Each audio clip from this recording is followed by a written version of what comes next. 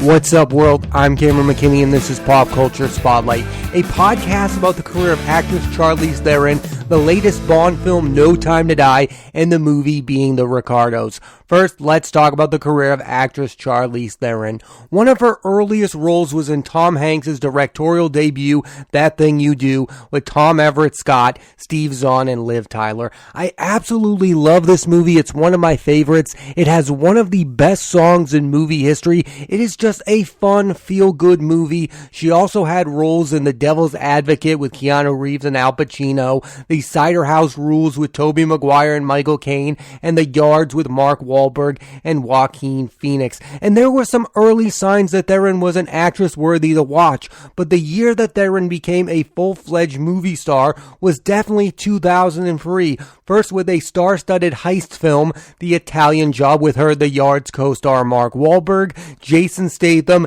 and Edward Norton, and in Monster, where she played serial killer Eileen Wuornos. For that role, she won the Oscar for Best Lead Performance. In the years since, it has become infamous for being one of those movies where the performance was heavily rewarded for a major physical transformation. Fair or not, that is how people feel about that movie. Theron is not Daniel Day-Lewis, but she clearly likes to change her appearance for each role.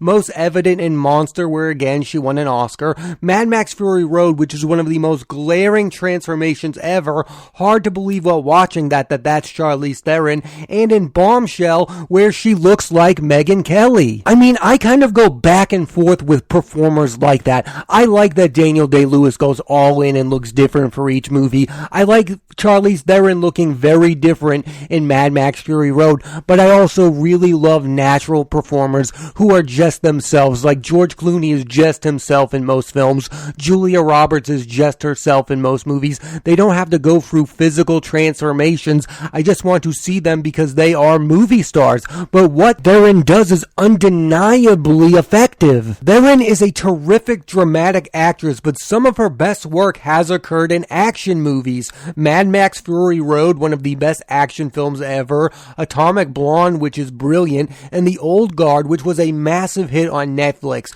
She's also been in other notable blockbuster movies, Prometheus, part of the Alien franchise, and she's been in 2 of the Fast and Furious films, The Fate of the Furious and F9. We don't talk about that enough, how this generation has been the best era of female action stars. I mean, we've had Angelina Jolie, we've had Scarlett Johansson, we've had Charlize Theron. I'd also add Emily Blunt to that list. It has been a great era for female action stars, and Theron has been a big part of that. Theron is widely considered one of the best actresses on planet Earth, and rightfully so, but she is someone who has been in a lot of bad movies. Reindeer Games with Ben Affleck, Men of Honor with Cuba Gooding Jr. and Robert De Niro, The Legend of Bagger Vance with Matt Damon and Will Smith, Hancock again with Will Smith, Snow White and the Huntsman with Kristen Stewart, and 500 Ways to Die in the West with Seth MacFarlane. She's also someone who's not great in everything. It's weird.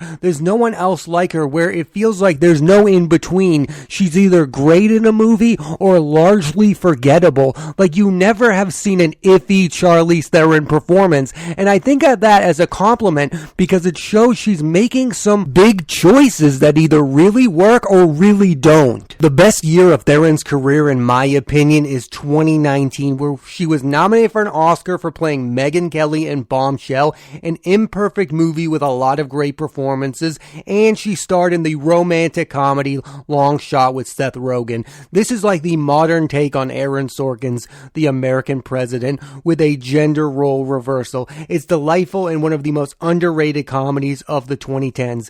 This year shows Theron's incredible range as an actress. I was more impressed with her in Long Shot than in Bombshell. I think she should have been nominated for an Oscar for Long Shot. I mean, Seth Rogen has not had that kind of undeniable chemistry with a co-star since Knocked Up with Katherine Heigl. That's how good Charlize Theron is in that movie. She proves she can be in comedy comedies. My favorite performance of Theron's career is as Furiosa in Mad Max Fury Road. The first time you watch this movie, you think it's going to be the Tom Hardy show and soon realize it's her movie. This is one of the best performances in an action film ever. The character has become iconic to the point where there is a spin-off happening with Anya Taylor-Joy playing Furiosa. It will be difficult for Joy to match Theron's performance. The most underrated performances of her career came in two films she made with Jason Reitman. First, with Young Adult, she plays a writer who is struggling to move on with her life as an adult.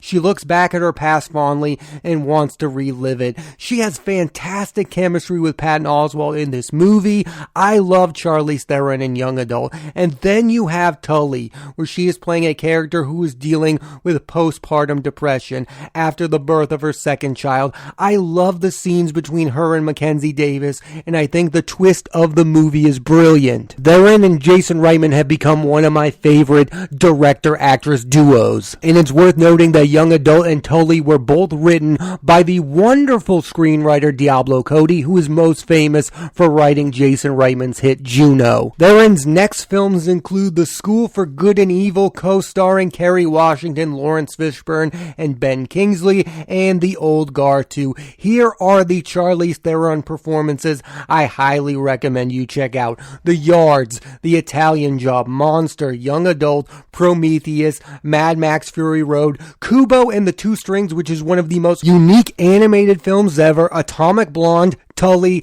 Long Shot, and Bombshell. Now let's switch gears and talk about the movie No Time to Die. Here's a quick synopsis. James Bond is forced to come out of retirement to help his old friend CIA agent Felix Leiter rescue a scientist who has invented a deadly weapon. I'm late on this movie, I know, but I've wanted to see it desperately. It's the final Daniel Craig James Bond movie, and I think this movie for the most part lived up to my very high expectation. The film obviously stars Daniel Craig along with Lashana Lynch, Léa Seydoux, Naomi Harris, Ben Whishaw, Ana de Armas, Jeffrey Wright, Christoph Waltz, Billy Magnussen, Rory Kinnear, and Ralph Fiennes. These standout performances come from Daniel Craig, who has always been a brilliant Bond. Very few actors over the last decade and a half have been as good playing an iconic character. Maybe only Robert Downey Jr. as Iron Man can claim the same thing. This is a really good send-off for a great actor, who many argue probably through recency bias is the best Bond ever. Ana de Armas in this movie gives the definition of a scene-stealing performance, and I have to say it's one of the dumbest decisions ever by a blockbuster movie not to make her a main character in this film. She is on screen, she does some really cool stuff, she goes away, you think she's going to come back, and then she doesn't. Lashana Lynch is playing a character who takes the mantle of 007 during Bond's retirement, and she gives a fun performance and has playful chemistry with Craig. And finally, Rami Malek is a formidable Bond villain. He's not as good as Mads Mikkelsen or Javier Bardem, but he's far better than Christoph Waltz. And this movie has kind of restored my faith in Rami Malek. He really was not good at all in The Little Things with Jared Leto and Denzel Washington, but he is very good in No Time to Die. You can next see Daniel Craig reprise his role as Benoit Blanc in Knives Out 2, and Ana de Armas in Blonde, a film where she's playing Marilyn Monroe, Deepwater with Ben Affleck, and The Gray Man with Ryan Gosling and her Knives Out co-star Chris Evans. No Time to Die was directed by Cary Fukunaga, who is best known as the director of Season 1 of True Detective with Matthew McConaughey and Woody Harrelson, who many, including myself, argue is one of the best television shows of all time. He's an odd choice considering his film career consists of mostly indies, Beast of the Southern Wild with Idris Elba, and Jane Eyre with Michael Fassbender and Mia Wasikowska. But since Sam Mendes directed Skyfall and Spectre, these are the kind of auteur filmmakers the franchise has been going with recently. The movie has everything you want as a Bond fan. Thrilling action, good performances, a solid villain, and a plot that keeps you on your toes. What's interesting about No Time to Die is that in a lot of ways it is a typical Bond movie, but it's different in that you kind of have had to have seen the other Craig Bond films to follow what's going on, and that's both a good and a bad thing. I think of Bond as mindless fun, but I also find it admirable that the filmmakers want to make great movies. The big question now is, where should the franchise go from here? I think, like a lot of people, they should do a more fun tone with the next set of films because you have to do something different. The Daniel Craig Bond movies were really serious, so the next one should be more comedic, and everyone wants Tom Hardy, Idris Elba, or Dev Patel, but it's not going to be someone who's already that super famous. I mean, Daniel Craig had been in a few movies, Road to Perdition. He was also very well known for Layer Cake, but that was it. He was not super famous yet. It's got to be someone who you know, but yet isn't quite that famous. I think a good choice would be George Mackay. He was really good in 1917. He's a good actor. He's not yet a household name, and I think he'd make a very good James Bond. Here's my official ranking of all 5 of the Daniel Craig James Bond films. Number 5, Quantum of Solace. This is the worst thing a Bond film can be. Boring and forgettable. It has a bad villain. It feels like a mandated sequel that a lot of people involved did for the paycheck. Number 4, Spectre. The action is fine, but I expected a way better performance from 2-time Oscar winner Christoph Waltz. The movie lacks excitement. It's not as bad as most say it is, but it's not an ideal Bond movie. Number 3, No Time to Die. Not a perfect movie, but very entertaining and even touching at times, and it does a good job of connecting all 5 Craig Bond films, and they really went for it with that ending. Number 2, Casino Royale. From the jump, with that incredible black and white sequence, you knew you were in for something special. Mads Mikkelsen is a great villain, and Craig brings it in his debut as James Bond. And number 1, Skyfall, is the obvious choice. It's the gold standard for not just Bond, but modern action films. It's got a great hero in Bond and an incredible villain performance from Javier Bardem. I'd recommend you check out all 5 Daniel Craig Bond movies and definitely check out No Time to Die. Now let's switch gears one final time and talk about the movie Being the Ricardos. Here's a quick synopsis. All during 1 week, Lucille Ball is dealing with problems in her public and personal life while making an episode of her hit TV show, I Love Lucy. I wanted to check this movie out because of its writer and director, Aaron Sorkin. I, like a lot of people, think Aaron Sorkin is the greatest living screenwriter, and I disagree with many. I think he's a pretty good director as well. I like Molly's Game, and I really enjoy The Trial of the Chicago 7, so I definitely wanted to see Being the Ricardos, and for the most part, I like this movie. The film stars Nicole Kidman, Javier Bardem, J.K. Simmons, Tony Hale, Nia Arianda, Aaliyah Sawkat, and Jake Lacey, and the standout performances come from Nicole Kidman, who was given the near impossible task of playing Lucille Ball, and everyone was talking about the fact that she does not look like Lucille Ball, but that does not matter because she's Nicole Kidman, a movie star. And I find it really interesting that nobody's talking about this. This is not the first time Kidman has been in a movie about an iconic sitcom character. She was in The Failure That Was Bewitched with Will Ferrell, where she played a witch who was playing Samantha on a reboot of Bewitched. Yeah, it didn't make sense then and it doesn't make sense now, and it was not a very good movie, but she is really good as Lucille Ball. So in a weird way, this movie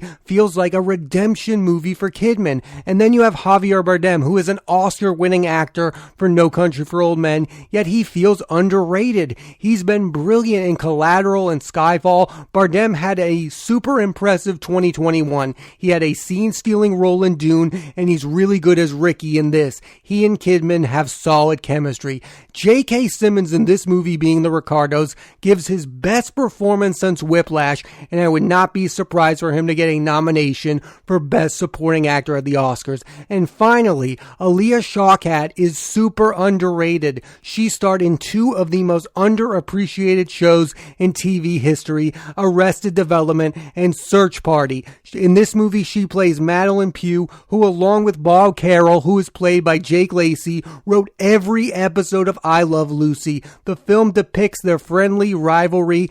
to be the funniest writer on the show. I also love Shawkat scenes with Nicole Kidman. I like Being the Ricardos, but did not love this movie. It is far and away the weakest of Aaron Sorkin's free directorial efforts. The Trial of the Chicago 7 and Molly's Game are both far superior. I think, however, Sorkin is a better director than he's given credit for. All three of his films he's directed have great movie star performances. Jessica Chastain and Idris Elba in Molly's Game, Eddie Redmayne, Sacha Baron Cohen, and Yahya Abdul-Mateen, along with Michael Keaton in The Trial of the Chicago 7, and with Being the Ricardos, Nicole Kidman and Javier Bardem are terrific. This movie is far from a masterpiece, but one criticism of Sorkin that I am sick and tired of hearing is that he rewrites history and plays with the facts of what really happened in these real-life events. Most notably in The Social Network, Steve Jobs, Molly's Game, The Trial of the Chicago 7, and again with Being the Ricardos.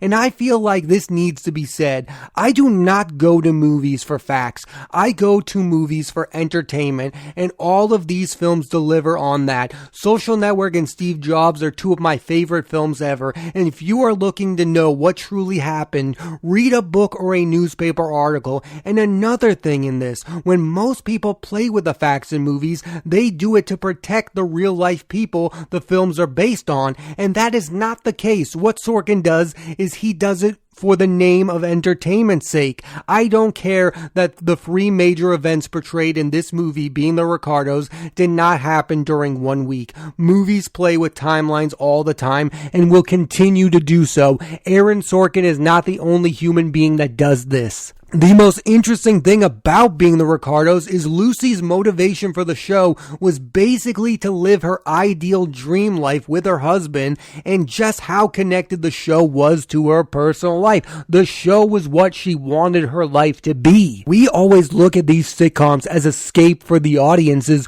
We never look at them as escape for the performers. Let's talk about this movie's Oscar chances. Kidman has a real shot to get nominated for Best Lead Actress because a lot of people didn't think she could pull off the role, and she does more than that. Kidman's last nom was in 2017 for Lion, so I think it's time that Kidman gets another nomination. I would be surprised if Javier Bardem gets nominated. There's way too many other great leading performances this year, and I have a feeling that J.K. Simmons will get nominated for his performance in Best Supporting Actor. And finally, you can never count out an Aaron Sorkin screenplay. He's been nominated 4 times for The Social Network, for which he won, Moneyball, Molly's Game, and The Trial of the Chicago 7. I also find it insane that he was not nominated for Steve Jobs. I would be shocked if Aaron Sorkin gets nominated for Best Director. If he can't get a nomination for The Trial of the Chicago 7, there's literally no chance he gets nominated for Being the Ricardos. There are other worthy directorial efforts. I mean, Denis Villeneuve for Dune. You could see Ridley Scott for The Last Duel. There are just way too many better directors who directed better films. Aaron Sorkin's career is kind of in the same place as Charlie Kaufman. Like, both of them are directing some really good movies, but the majority of people think that they are better writers than they are filmmakers, and I think they're wrong on both accounts. But both of these guys are not going to get nominated for Best Director anytime soon. And I think a lot of that has to do with the fact that they already have Oscars as writers. Again, Sorkin won an Oscar for Best Screenplay for The Social Network, and Charlie Kaufman won Best Screenplay for Eternal Sunshine of the Spotless Mind. So we already view them as great writers. We don't want to view them as great directors. It's like in real life, we don't want to view people as more than one thing, even though I think these two are really good, two formidable directors. And most people want Sorkin and Kaufman to go back to writing movies